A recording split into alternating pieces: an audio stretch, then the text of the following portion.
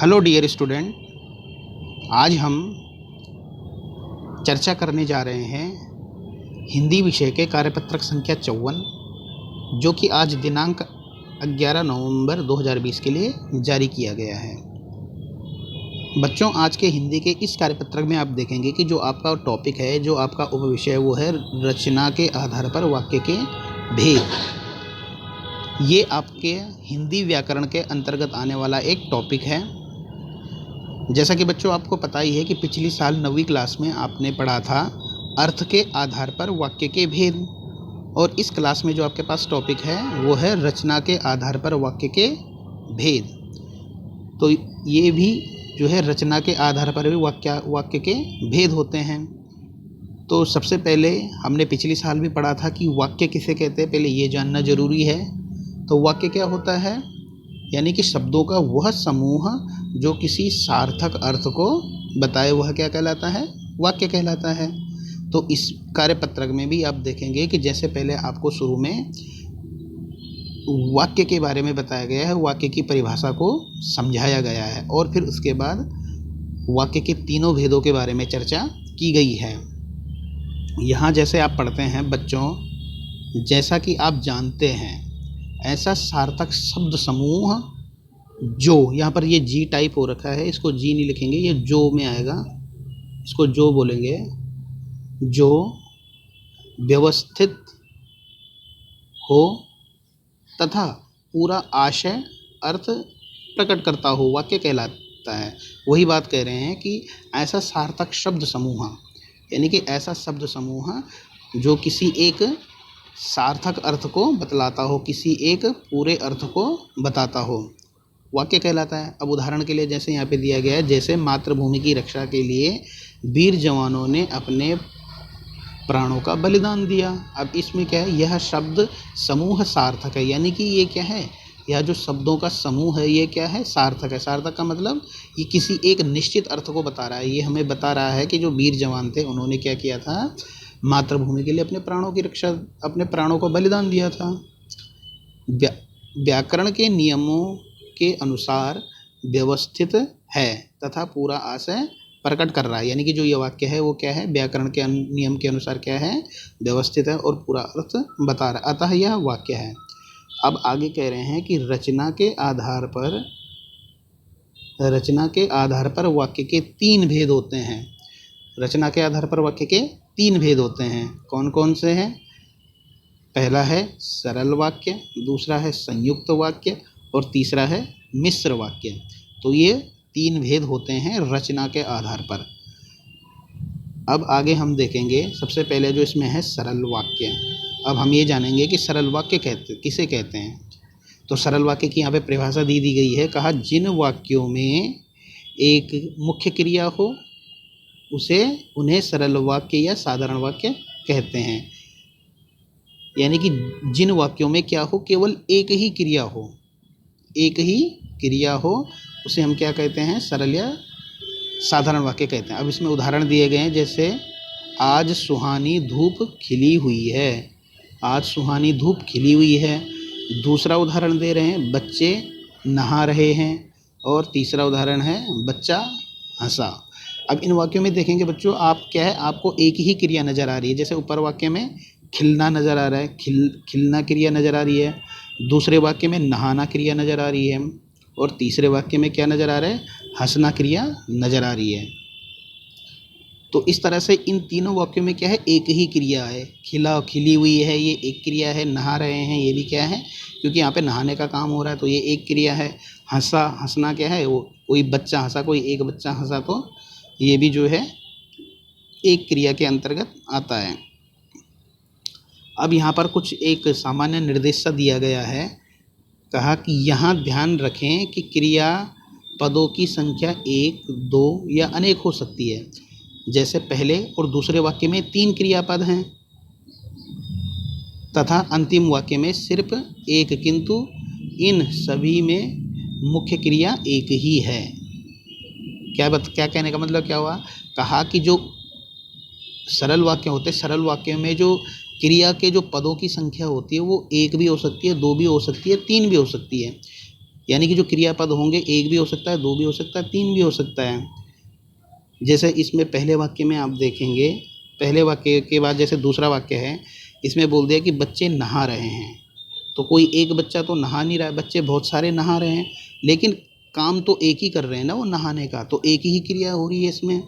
उसी तरह से जो है अब यहाँ नीचे हम देखेंगे, यहाँ पर क्या है, एक ही क्रिया है, बच्चा हंसा, तो इसमें भी क्या है, एक ही क्रिया हो रही है। तो इसमें आगे बता रहे हैं, जैसे पहले वाक्य में क्या है, खिलना, दूसरे वाक्य में नहाना तथा अंतिम वाक्य में हंसना, ये क्या है, मुख्य क्रिया है।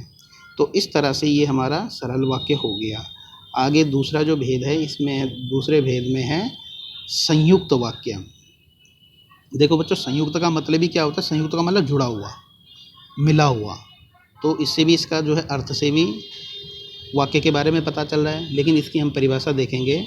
कहा, जहाँ दो या दो से अधिक उपवाक्य किसी समुच्चय बोधक योजक अव्यय जैसे और, तथा, एवं, इसलिए, परंतु, किंतु, या, अथवा, नहीं तो, अन्यथा, वरना आदि वरना शब्द जुड़े होते हैं, वे संयुक्त वाक्य कहलाते हैं। अब यहाँ पे कहा कि दो वाक्य होते हैं और वो दोनों वाक्य जो है किसी समुच्चय बोधक यानी किसी योजक से वो क्या होते हैं, जुड़े होते हैं। जैसे और से, तथा से, एवं, इसलिए इन शब्दों से वो बीच में क्या होते हैं, जुड़े रहते हैं, आपस में जुड़े हुए होते हैं। उदाहरण के लिए देखेंगे, जैसे हम रेलवे स्टेशन पर पहुँचे किंतु टिकट नहीं मिला। अब यहाँ पर जैसे आपको ये जो शब्द बताए गए थे ऊपर, योजक पद, कौन से है वो योजक पद, ये, इन योजक पदों से दो वाक्य आपस में जुड़ जाते हैं तो वो क्या होते हैं, संयुक्त वाक्य कहलाते हैं। अब इसी का उदाहरण जैसे यहाँ पे उन्होंने दिया है पहले वाक्य में कि हम रेलवे स्टेशन पहुँचे किंतु टिकट नहीं मिली। अब यहाँ पे आप देखेंगे कि किंतु शब्द यहाँ पे आया है ये, तो किंतु शब्द ने क्या कर दिया, दोनों वाक्यों को आपस में जोड़ दिया। तुम पढ़ लो या टीवी देख लो। अब यहाँ पर भी जो है दो वाक्यों को आपस में जोड़ दिया, पढ़ना वाक्य को और टीवी देखना वाक्य को क्या कर दिया, आपस में जोड़ दिया है। किसने जोड़ दिया, या पद ने, इस या पद की वजह से। तीसरा वाक्य है, बारिश हो गई है वरना मैं खेल में, बारिश हो गई वरना मैं खेल में जीत जाता। अब यहाँ पे वरना, ये वरना शब्द ये रहा, इस वरना शब्द ने क्या कर दिया, बारिश हो गई और खेल में जीत जाता, इन दोनों वाक्यों को क्या कर दिया उसने, आपस में जोड़ दिया। तो ये हमारा क्या हो जाएगा, इस तरह से संयुक्त वाक्य हो जाएगा। और बच्चों अब इसी क्रम में आगे जो हमारा तीसरा भेद है, रचना के आधार पर वाक्य के भेद का तीसरा है मिश्र वाक्य। अब मिश्र वाक्य की परिभाषा हम देखेंगे। मिश्र वाक्य की परिभाषा दी गई है, कहा कि जिन वाक्यों की रचना एक से अधिक ऐसे उपवाक्यों से हुई हो जिनमें एक उपवाक्य प्रधान हो और अन्य गौण हो। कहने का मतलब मिश्र वाक्य क्या हो गया, मिश्र वाक्य वो वाक्य होते हैं जिसमें क्या होते हैं, उपवाक्य मतलब छोटे छोटे वाक्य, यानी कि जिनमें एक से अधिक, एक वाक्य भी हो सकता है, एक से अधिक दो, तीन, चार, कुछ भी वाक्य हो सकते हैं। और ये सब क्या होंगे, छोटे छोटे वाक्य हों। उपवाक्य का मतलब छोटे छोटे वाक्य होंगे। लेकिन उन उपवाक्यों में जो एक उपवाक्य होगा वो क्या होगा, प्रधान होगा, और बाकी सब क्या होंगे, गौण होंगे। यानी कि जो छोटे छोटे उपवाक्य होंगे उन वाक्यों में एक उपवाक्य क्या होगा, एक छोटा वाक्य क्या होगा, वो प्रधान होगा। प्रधान का मतलब मुख्य, मेन जिसको हम कहते हैं। और उसको छोड़ करके जो बाकी होंगे वो सभी क्या हो जाएंगे, गौण होंगे। गौण का मतलब वो मुख्य नहीं होंगे, वो अप्रधान जिसको हम कहते हैं, तो उन्हें हम क्या कहेंगे, मिश्र। मिश्र का मतलब वही होता है, तो उसे हम क्या कहते हैं, मिश्र वाक्य। अब इसमें जैसे आप देखेंगे, आपको उदाहरण दिया गया है, जैसे यह वही व्यक्ति है जिसने कल बच्चे को बचाया था। अब इसमें आप देखेंगे कि यह वही व्यक्ति है, क्योंकि व्यक्ति के बारे में बताया जा रहा है। यह वही व्यक्ति है, तो यह मुख्य वाक्य हो गया, क्योंकि किसी एक व्यक्ति के बारे में बताया जा रहा है ना, तो वह मुख्य वाक्य हो गया। और उसका जो उपवाक्य दूसरा जो गौण वाक्य है वो क्या हो जाएगा, जिसने कल बच्चे को बचाया था, तो ये क्या है, ये उसका गौण वाक्य हो जाएगा। इसी तरह से जो दूसरा उदाहरण इसमें दिया गया है, दूसरा उदाहरण दिया गया है, जो परिश्रम करते हैं वे अवश्य सफल होते हैं। ठीक है, अब यहाँ पर कहा वे अवश्य सफल होते हैं, ये मुख्य वाक्य हो गया हमारा कि वे अवश्य सफल होते हैं। क्योंकि कौन सफल होते हैं, कहा जो परिश्रम करते हैं। तो इस वाक्य में आगे उदाहरण के आगे जो है इसको समझाया गया है कि उपरोक्त वाक्यों में यह वही व्यक्ति है तथा वे अवश्य सफल होते हैं। ठीक है, प्रधान उपवाक्य हैं ये दोनों। क्या है, प्रधान मतलब मुख्य, मेन क्या है, उपवाक्य हैं, क्योंकि मुख्य क्रिया इन्हीं में है। क्योंकि जो मुख्य क्रिया हो रही है वो किन में हो रही है, इनमें हो रही है। क्योंकि वे अवश्य सफल होते तो सफल कौन होते, वे। उसी तरह से यह वही व्यक्ति है, तो इसमें जो मुख्य क्रिया है वो व्यक्ति में है। तो ये दोनों क्या हो जाएंगे, हमारे जो है वो मुख्य प्रधान उपवाक्य हो जाएंगे। और बाकी जो जैसे जो परिश्रम करते हैं दूसरे वाक्य में, ये जो है गौण उपवाक्य हो जाएगा। और पहले वाक्य में जिसने कल बच्चे को बचाया था, यह हमारा गौण उपवाक्य हो जाएगा। तो इस तरह से बच्चों ये हमारे जो है रचना के आधार पर 3 सरल वाक्य, संयुक्त वाक्य और मिश्र वाक्य के भेद हो गए। अब आगे जो है आपको जो आज का होमवर्क दिया गया है, उस होमवर्क में आपको उपर्युक्त बातों को ध्यान में रखते हुए निम्नलिखित वाक्यों को रचना के आधार पर पहचान कर उनके भेदों के नाम लिखिए। अब यहाँ पर अब जो आपका होमवर्क है वो शुरू होता है।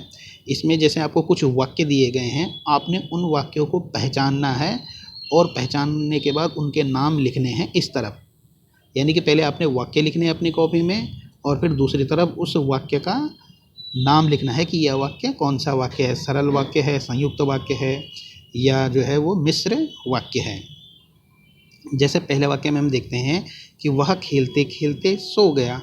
अब जैसे बच्चों इसमें देखेंगे कि खेलते खेलते सो गया, इसमें एक ही क्रिया हो रही है ना, तो एक ही क्रिया होने के कारण इसमें क्या हो रहा है, ये हमारा किस में आ जाएगा, सरल वाक्य के अंतर्गत आ जाएगा। पहला जो पहला उदाहरण है वो आ जाएगा हमारा, ये आ जाएगा हमारा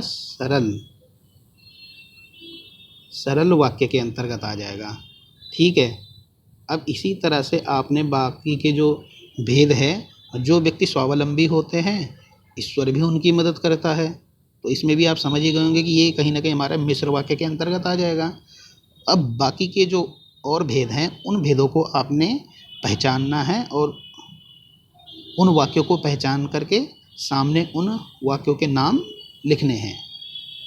तो इस तरह से आज का होमवर्क आपको हिंदी व्याकरण के अंतर्गत पूछा गया है। अगर इस होमवर्क में आपको कहीं पर भी कोई समस्या हो तो आप मुझे पूछ सकते हैं।